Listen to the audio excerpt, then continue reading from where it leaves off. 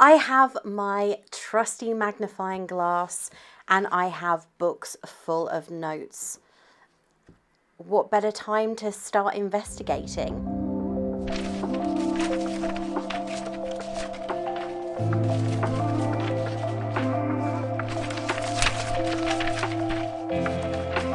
Hey everyone, it's Ray and welcome to my little bookish corner of the world that you may have noticed has had a tiny bit of an upgrade in the last week as I completely resorted all of my books across all of the shelves, including the ones you can't actually see because they're behind the camera. Anyway, as I have already mentioned, I've got my magnifying glass, I have got a book, and today I am going to be the Amateur Sleuth as I investigate Agatha Raisin and the Quiche of Death in comparison with the TV show of exactly the same name. So let's get started. This book was written in 1992, the first in MC Beaton's brand new series, Agatha Raisin, who was named for Agatha Christie. Uh, it is the tale, as the book will say. Agatha's baking is to die for. High-flying public relations supremo Agatha Raisin has decided to take early retirement, and we'll get into that in a little bit. She's off to make a new life in a picture-perfect Cotswold village. To make friends, she enters the local quiche making competition, and to make quite sure of first prize, she secretly pays a visit to a London deli. Alas, the competition judge succumbs after tasting her perfect quiche, and Agatha is revealed as a cheat and potential poisoner. Definitely not the best start. So Agatha must turn amateur sleuth. She's absolutely got to track down the real killer. Now, the premise of the book and the TV show are exactly the same. Agatha Raisin is very good at her job as a PR agent in London. She owns her own agency and she made a great success of her time there. However, she has always dreamed of living in the Cotswolds ever since she was a child, and she took a holiday there with her family when she was very young. It's always been that end goal.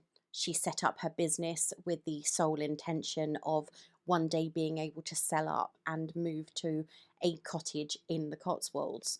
So when she finally gets that opportunity, she moves to the village of Carsley and discovers that it isn't as easy as she had anticipated to make friends because she is an outsider. She's an incomer, is what they refer to them as. Somebody who hasn't got a history with the village. She doesn't know anybody there and she struggles to fit in. So, one of the things she does in the book, as soon as she gets there, is she finds out about this quiche making competition that's part of a wider fair and goes to London to Mr. Economides' quichery in Chelsea and purchases a spinach quiche, which she enters as her own creation in the competition, but she still doesn't win. Angry at her lack of success because she's always been successful in anything that she's tried, she tells them they can keep the quiche and leaves frustrated.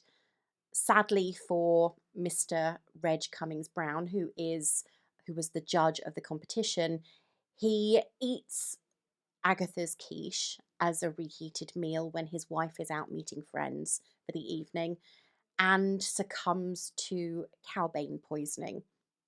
Of course, because it's Agatha's quiche, she is immediately assumed to be the culprit. She was angry at the fact that she hadn't won, accuses everyone of it being fixed and it being a cheat, despite the fact that she had actually cheated. And therefore, she is, possibly rightly so, a suspect in the murder. By this time, Agatha has had enough of small town living. She has struggled to fit in, not very much, but she has done so, and she decides she's going to go back to London. and restart her business. But there is nothing there for her either. So it is very much a tug between two. She's stuck between a rock and a hard place. She can stay in Carsley where everybody believes her to be a murderer, even though it has since been proved that was not the case. It was an accident. Mr. Economides acknowledges that yes, the quiche was his, and he's got something to hide as well, that he didn't actually bake the quiche either. And Agatha is, because she has tried to fit in, she goes to cookery classes, she takes part in the Carsley Ladies group, she tries all these other ways to fit in, and she hasn't been able to do so. She's giving up because she's not used to failing. Of course, during this time, there's also suspicions because somebody has been following her around. Someone throws dog do at her window because she murdered their lover. And all of these things come out about Reg Cummings Brown, that he was constantly unfaithful to his wife, but his wife was aware of the fact. And everybody, including Agatha's own neighbour, Sheila Barr, have had a fling with Reg Cummings Brown at some point in their life. Yeah, he was that much of a playboy. And you kind of don't see it. Even in the TV show, you look at it and go, he was. Okay, if you say so. But Agatha is, she is someone who, due to the fact that she's not used to failing, she struggles and she wants to go back to London. And then while she is in London meeting up with Roy, he kind of says to her, well, there's nothing here for you either. You'd have to start again from nothing. And people are desperately trying to do what you've done. They're trying to move to the country. They're trying to get things going in the countryside and have that kind of life. And you've got it. That doesn't stop her from being kind of frustrated about the fact that she's not getting anywhere. However, she does go back to Carsley, and it's at this point in the book that she starts to look at things in a different way. Of course, she also nearly gets killed by someone putting wire across her cycle path, and goes flying. And at that moment, she is rescued by young DC Bill Wong, who has appeared a few times in the book. And I'm going to get into the characterizations in a moment. And things start to work out in a way. All Agatha really wants is for people to respect her and like her, maybe admire her, perhaps be a little bit intimidated by her, because that is what she is used to. And she can't adjust to the fact that that isn't what is happening in Carsley. She didn't go there and immediately everybody was welcoming and thought, this wonderful woman from London has come in, let her teach us her ways. That isn't how it works in real life or in the books. So yeah, I do find the book and the TV show actually had very similar plots, incredibly similar plots. There were elements that I felt were left out, perhaps, in the TV show, and there were also things that were done very, very differently. So I'm going to get to those after I've talked about the characters, because I think the characters are what makes the book and the TV show very different.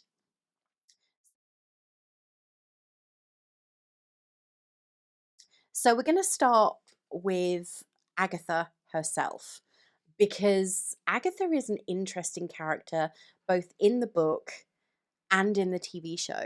Now, in the book, she is described as a 53-year-old woman with plain brown hair and a plain square face and a stocky figure. Now, this is something that comes up a lot in the book. And I'm not just talking, it's mentioned every kind of couple of chapters or things. It is almost as though MC Beaton was obsessed with the fact that Agatha is overweight.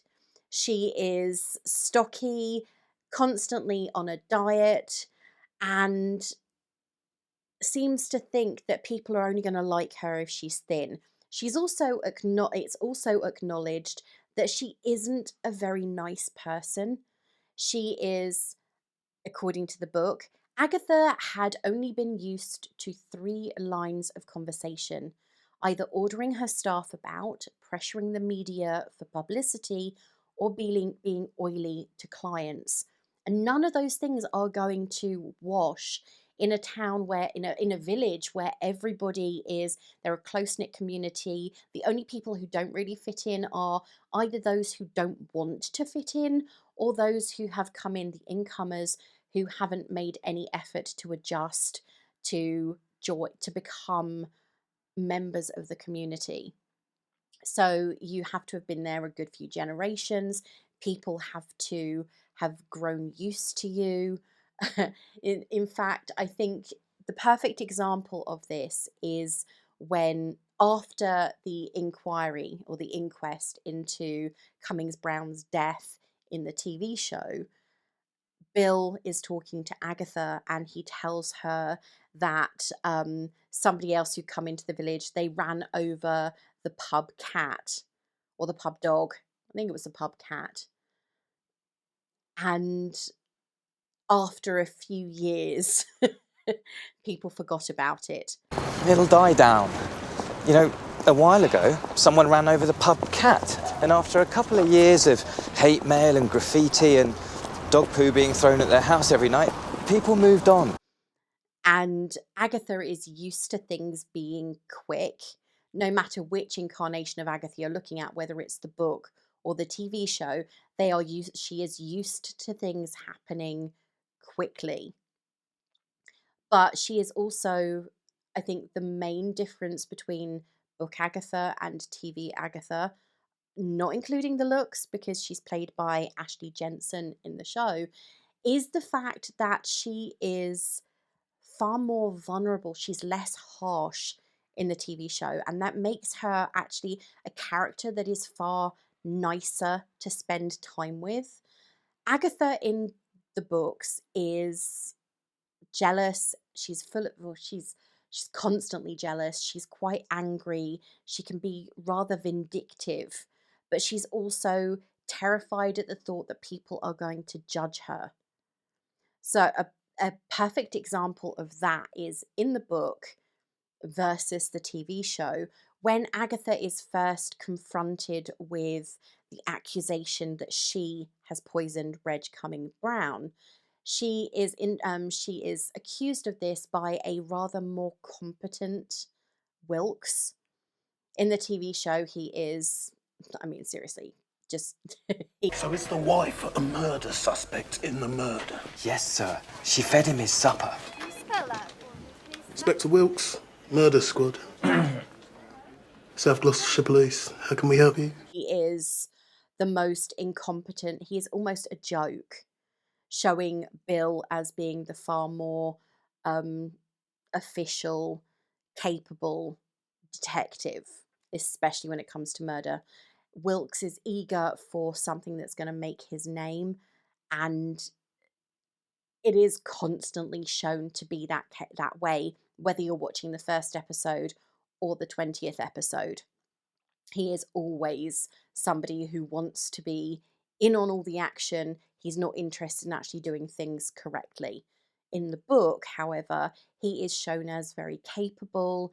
He is in charge of everything. He knows what he's doing, and he is eager to just get cases off the slate. So when Agatha is first questioned by Wilkes and another detective called Friend, and by Bill Wong, he is almost intimidating, and Agatha is terrified at the prospect of possibly being discovered as being a liar and a cheat, but also the prospect that she is considered a suspect in a murder of somebody that she barely knows, and really, if she's being honest, couldn't care less about. So she is sharp with them and very defensive, but she's also scared. Whereas in the TV show, when she is confronted with this accusation, she's almost taking it as not a joke, but she considers it to be less serious. And one of the things that is very closely, a scene that is incredibly close in the book and the TV show, is when Wilkes and Bill Wong arrive at her cottage, and they accuse her of the murder and ask her to make a quiche. Because he was poisoned to death from eating cowbane found in your quiche. Well, that's what we suspect, but we're not sure. Yeah, we're not sure, but we are sure. In the TV show, she is incapable of doing so. She says, "Oh, I make the pastry with potatoes." And in the book, she gets a recipe book down and makes a quiche after giving Bill the ingredients that she needs, because she hasn't got anything in the house, because, needless to say, she hadn't made any quiche. In the book, in the film, the TV show, she has eggs and milk and things in the house already. She doesn't have spinach. But they both realise, and she's very upfront in acknowledging, "I didn't make this." Whereas in the book, she is adamant that she can make this quiche, and she can prove that she did indeed make it.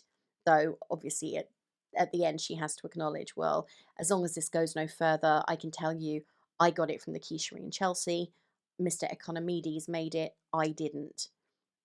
So there are similarities and differences in one single scene that make the TV show far more comedic than the book. Later on, the books do become funnier in my view, but the TV show from the very start, including the theme, the actual characterization, everything is laid out to be funnier, even though there are certain scenes that could potentially be considered quite, not grotesque, but not exactly unterrifying.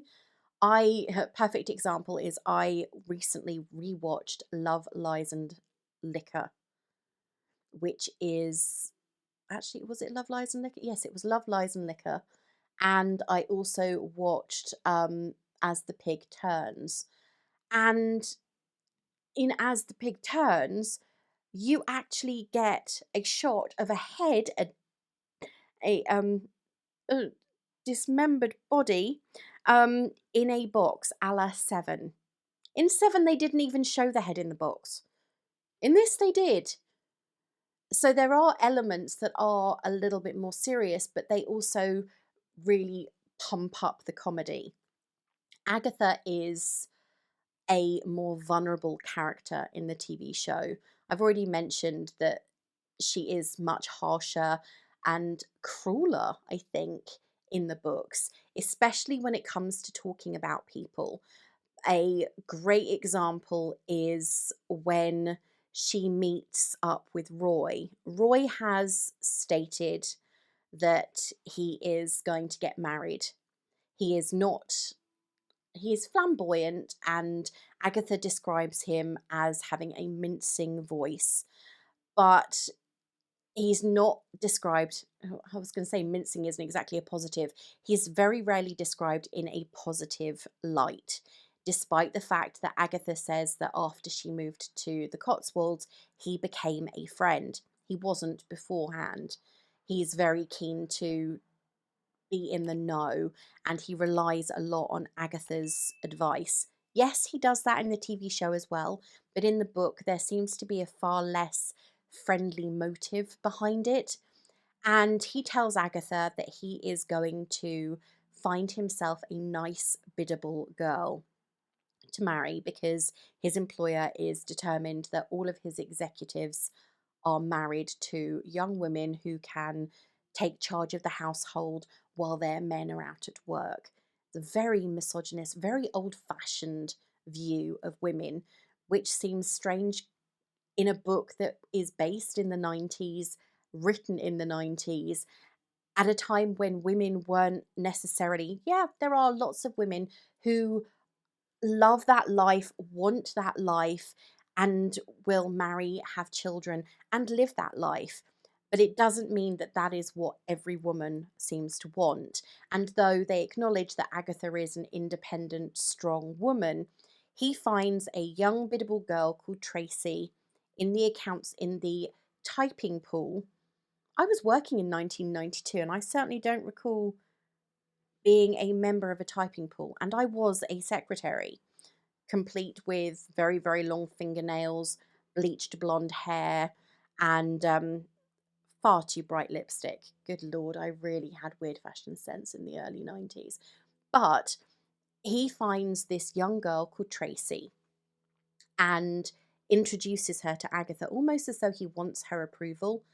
Tracy Butterworth was all Agatha had expected. She was thin and pallid with limp brown hair.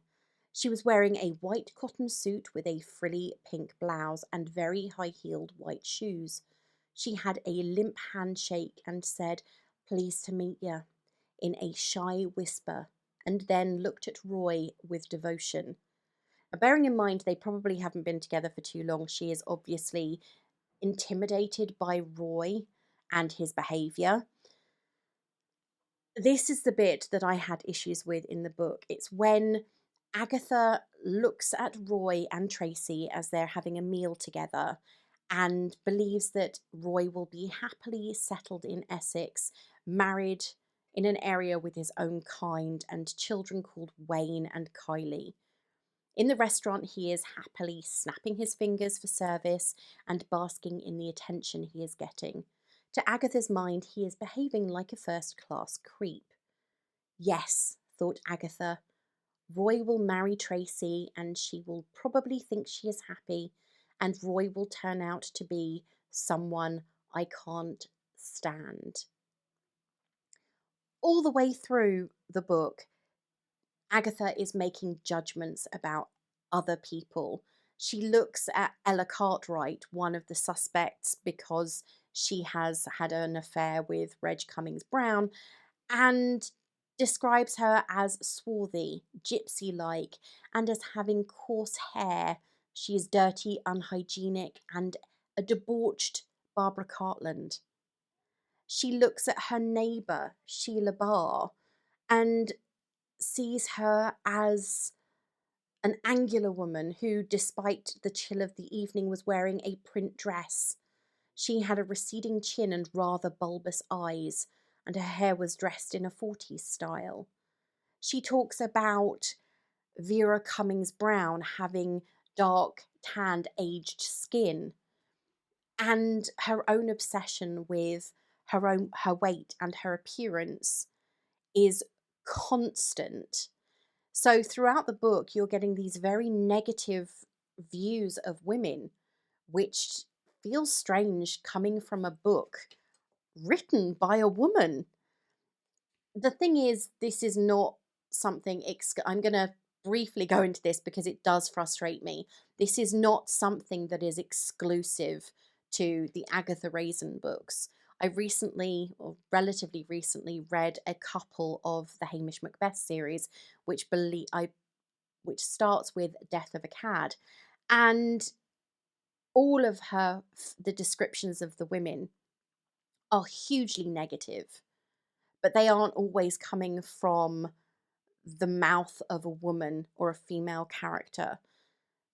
Agatha looks upon the women that have slept with Reg Cummings Brown or had an associative relationship with him and shames them.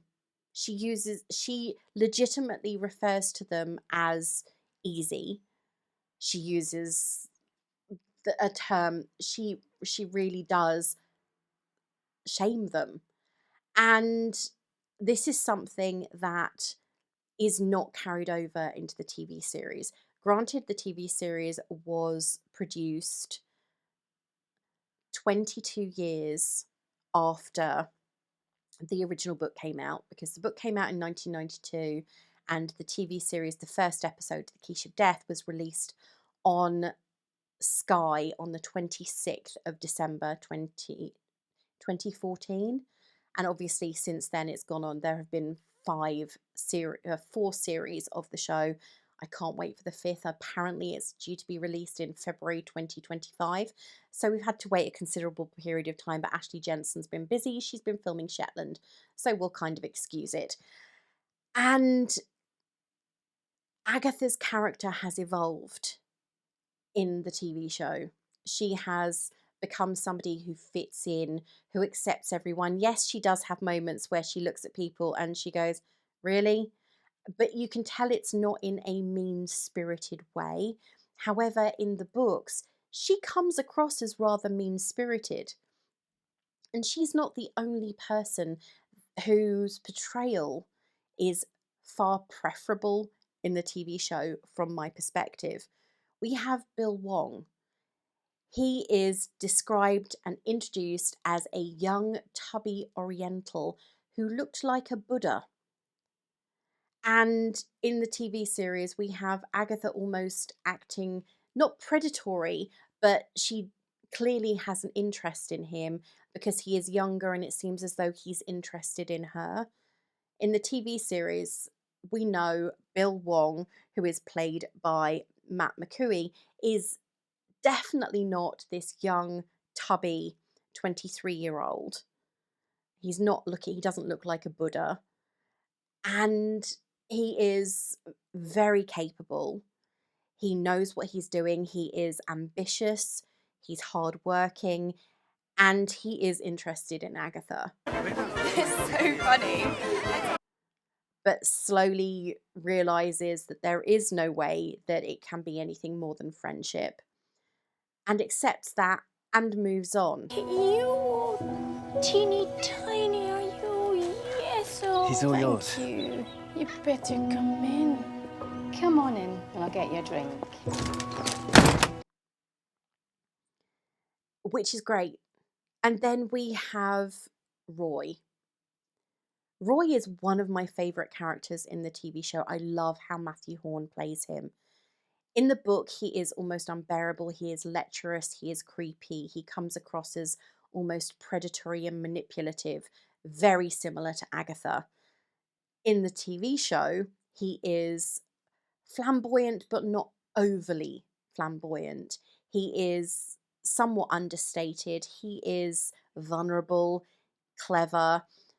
He was definitely a player. He tried to pick me up the first day I met him. So we know he's not discerning then? He knows what he wants and he's ambitious enough to go out and get it. But he also appreciates that he does have a really good friendship with Agatha. He develops bonds with the people that Agatha grows close to in Carsley. And he spends a lot of time there. He's also the person that Agatha seems to initially be able to go to in order to seek advice. When Agatha is doubting her position in the village, when she is sure that she's going to give everything up and move back to London, he's the one who says to her, you know, follow your gut. What was your initial instinct? In fact, I love this scene. Who did your bones first tell you was the killer? His wife.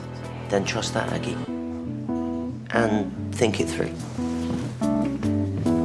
There is something about the way that their relationship works that I think makes everything more cohesive in the TV show than in the book. They have developed this bond. Another perfect example is Sarah Bloxby. In the book, Sarah Margaret Bloxby, the wife of the vicar, is almost a peripheral character. She occasionally will show support. She's the one who helps to integrate Agatha into the village, which is a good thing. Agatha needed that support, that help. In the TV show, she is more than that. She is someone who takes part. She joins in, but she also seems to want a little bit of excitement. Because when Agatha is talking about, oh, well, who do you have to shag around here to win this, that and the other? The vicar. And Sarah says, oh, I hope not, he's my husband. You can see that they have got this rapport already, despite the fact they've only just met. And Agatha and Sarah are very accepting of each other. I must apologise for my language yesterday. Oh, No, don't worry. Emotions were high. You'd made such an effort. Everyone was saying it looked like we had a real cook in the village. Oh! Are you off to a wedding? Sarah knows that Agatha is from the city, that she is not going to have seen things the way that everybody else does. And Agatha knows that Sarah is the person who is going to guide her in her new venture in Carsley. And I like that, and I enjoy that aspect. Another person that is very different in the book is Gemma Simpson, played by Katie Wicks, the cleaner. She is never just a cleaner. Yes, that's how it starts. That's how Agatha originally meets her. But in the book, she is the lady who does. Her name is Doris. She's a lot older. She's married. There's no mention of a daughter, Kylie. It's all she's a native of the village. She's always lived there, and she is someone that everybody relies on. And in the TV series, Gemma is younger. She is a single mum. She was born in the village but struggles to fit in a way, in the same way that Agatha does, and doesn't understand why Agatha is making so much effort to fit in, because that's all Agatha has ever wanted. I love the fact that there is this juxtaposition between the two characters. Gemma's lived there all her life and she doesn't fit in, but she doesn't care. Whereas Agatha has recently moved there, has never fitted in anywhere, and is so desperate to belong, to just be one of those people that fits in, that she'll do anything in order to get that way. Because they fit in, don't they? They belong. And I like the fact that Gemma questions this about her, because if she doesn't, no one else will. Don't. The vicar heard every word. I don't know why you bother with those silly sods. All my life, I've looked at people who've belonged somewhere. I still don't know how they do it. I belong here.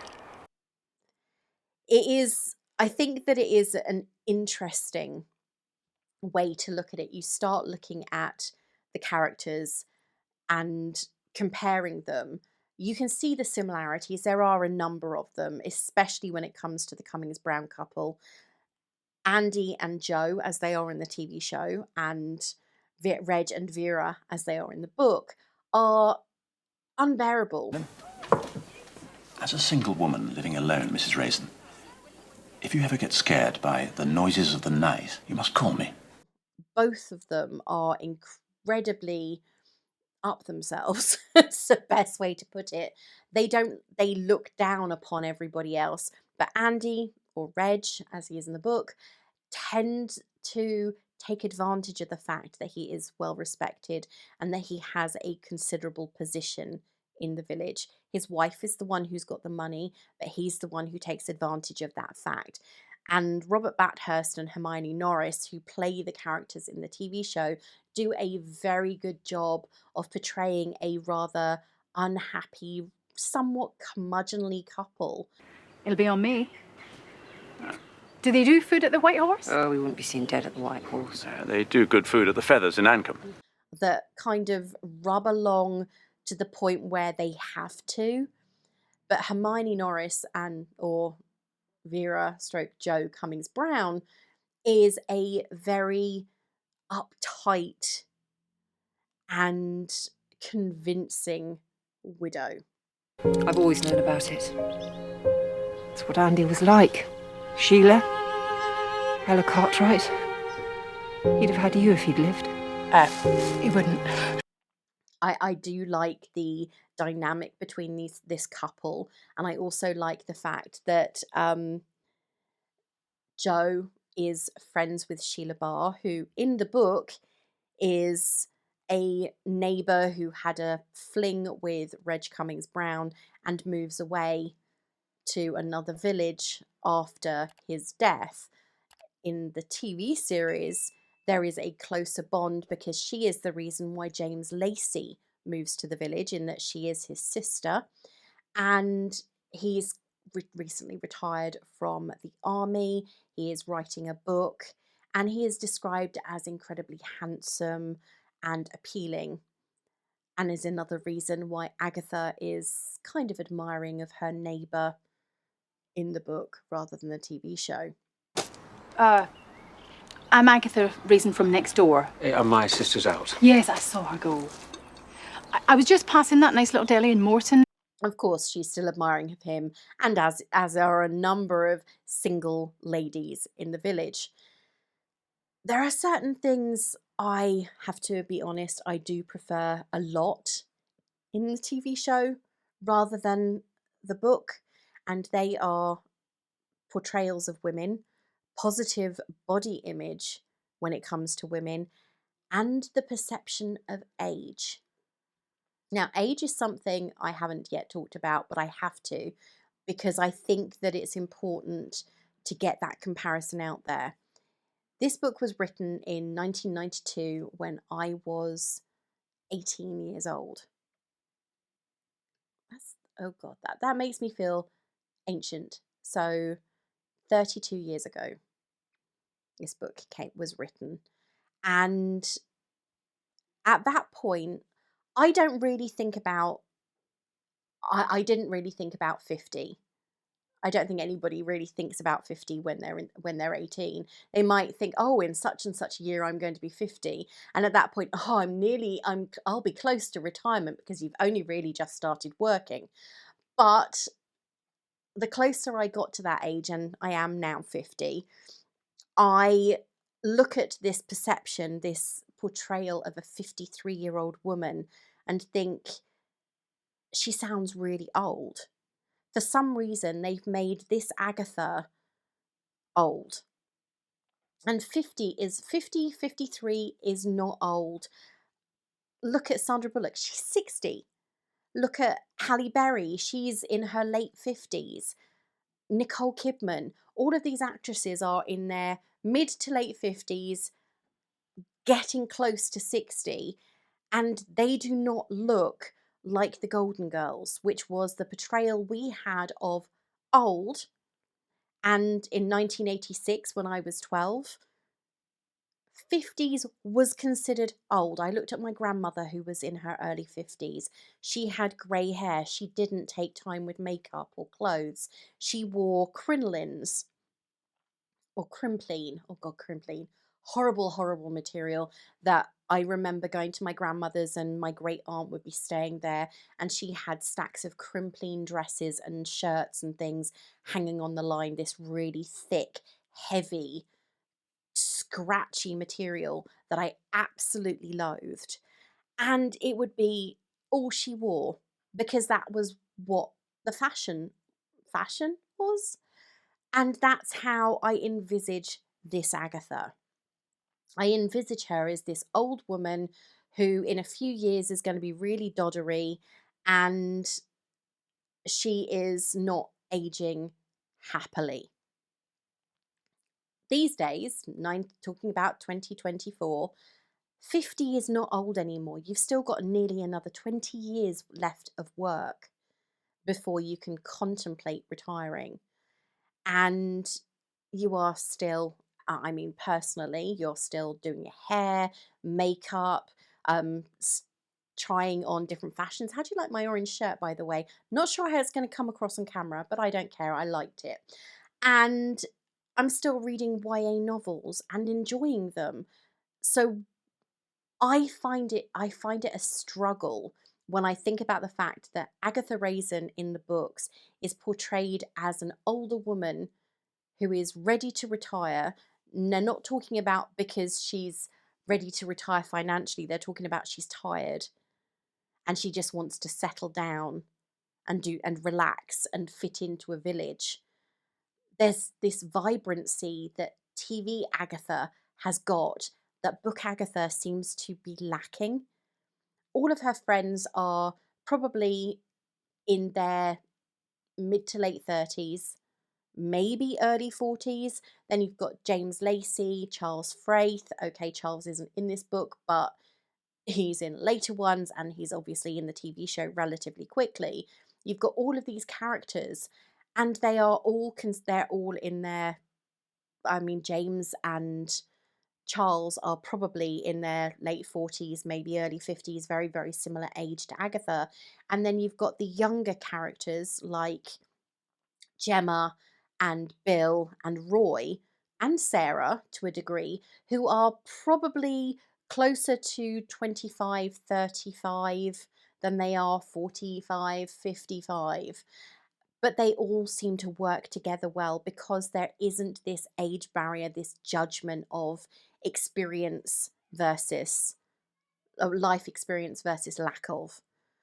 Bill is very capable, he's very competent, whereas his older employer in the TV show is less so, despite the fact that he has been working a lot longer. He's grown complacent. Agatha is desperate to learn more, wants to fit in, wants to belong, but she also wants to participate. Gemma is the cliche in many ways of a single parent who's like, I'm just going to get along. But she also gets the excitement of belonging to Agatha's little group. And Roy's the same. He has the excitement of this London job that is very glamorous, working with famous pop stars and actors and big advertising campaigns in his new company. Yet he still finds that he wants to be part of the excitement that Agatha is bringing to Carsley indirectly. So the age thing I find difficult, but I find that it's far better handled on TV. I do think that part of that has to do with the fact that there are 22 years between the book and the TV show coming out, so age interpretations have changed somewhat. We know that 50 isn't old, we know that 53 isn't old. It's still, in the scheme of things, a relatively young person who has got a lot left to do. And in the book, it's kind of like, oh, I'm retired now. I'm going to belong to this society and I'm going to do that. Yes, of course, Agatha still does things like bell ringing and rambling and everything else, but those are in later books that I will talk about at another date. And then we have the weight issue.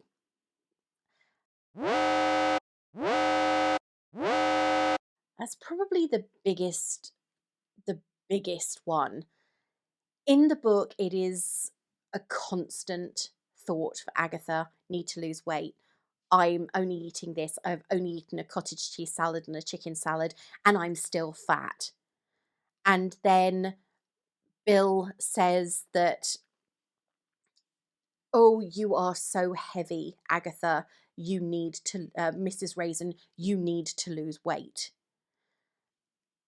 They handled this very differently in the TV show, and I admire the fact that they still used it as a plot point. They have her exercising madly at the very beginning, the day after she moves in, or the day she moves in, we have Bill turning up on her doorstep in the middle of the night. She's got a face mask on, and why are you wearing that? Oh, it makes me look 30 again. Does it work? No. Why the... Because it makes me look 30 again. Does it work? Yes. She kind of acknowledges she's doing these things because she still wants to look young and glamorous, and there's nothing wrong with that. I spend time with face masks on. I've got makeup on right now because I still want to look younger than I am. I want to hide the wrinkles. Who doesn't? Nobody wants to look in the mirror and go, oh my God, look at those crow's feet. Nobody wants to do that. And if they say they do, they might be lying just a little bit to themselves and to the person they've said it to. Normally I look in the mirror and I go, it's not too bad. I'm definitely lying to myself. But anyway, she acknowledges, oh no, it doesn't work, but I'm doing it anyway. And then the next day she's madly exercising and then weighs herself and then madly exercises again as though it's instantly going to make a difference. Everybody who's ever been on a diet or an exercise binge knows that there's no way on this earth that you are going to exercise madly for 10 minutes and then immediately see a weight loss. That's a funny way to handle it.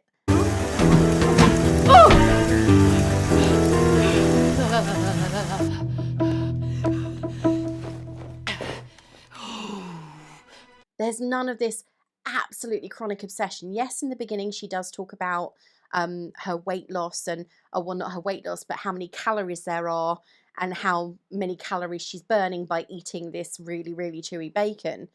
But there's none of this strict obsession with not eating things. I mean, she even stuffs her face with a full plate of sticky fingers at Gemma's house. But anyway, the next time it's mentioned is not when Bill says, oh, you're heavy, you're really heavy, you need to lose weight. It is when she has an accident and a young lad tries to help her and she says jokingly, I've got really heavy bones. I'm heavy boned. You can say that about yourself. She's laughing at herself. Granted, she nearly died, but she's laughing at herself and she accepts somewhat, the same as everybody does, who she is and what her limitations are. But she gets the digs in before anybody else can, and there's no way this young lad was going to say anything. So I think that that is handled much better in the TV series than the book. I think that there have been progressions in the way body image is handled, in the way that age is looked upon. And those two things especially are handled much better in the 2014 version than they are handled in the 1992 book.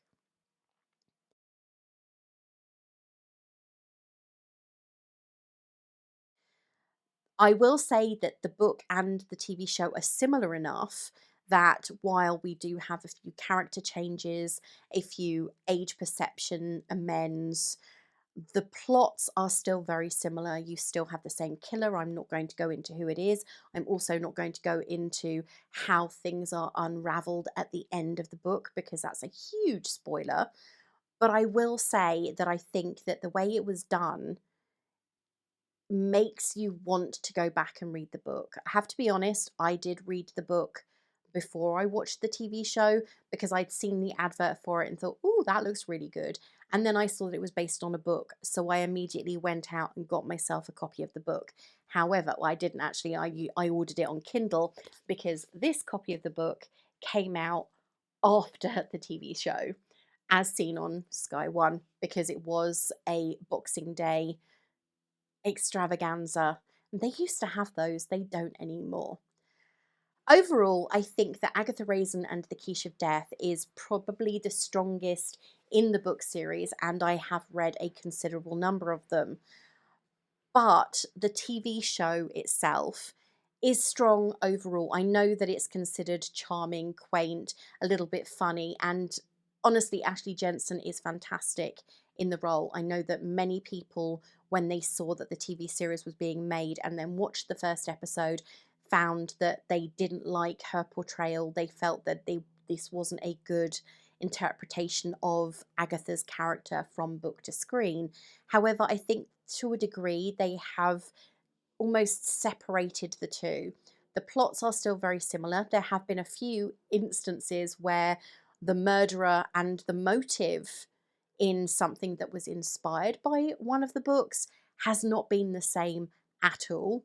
And I will talk about one of those at a later date because there are a few of them. But I think that that is what is needed when it comes to a TV interpretation. And I know that several Agatha Christie books have done exactly the same. One of which I have to say was Appointment with Death. And the way that that was done and the reason that that was done, I can see. And I think that the same is with Agatha Raisin.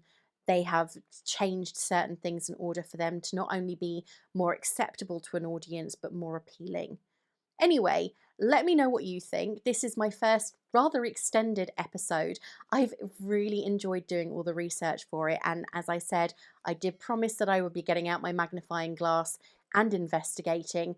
But let me know, what did you think of Agatha Raisin and the Quiche of Death? Did you prefer the TV episode or did you prefer the book? Don't forget, like, comment and subscribe, and I will speak to you again soon. Bye.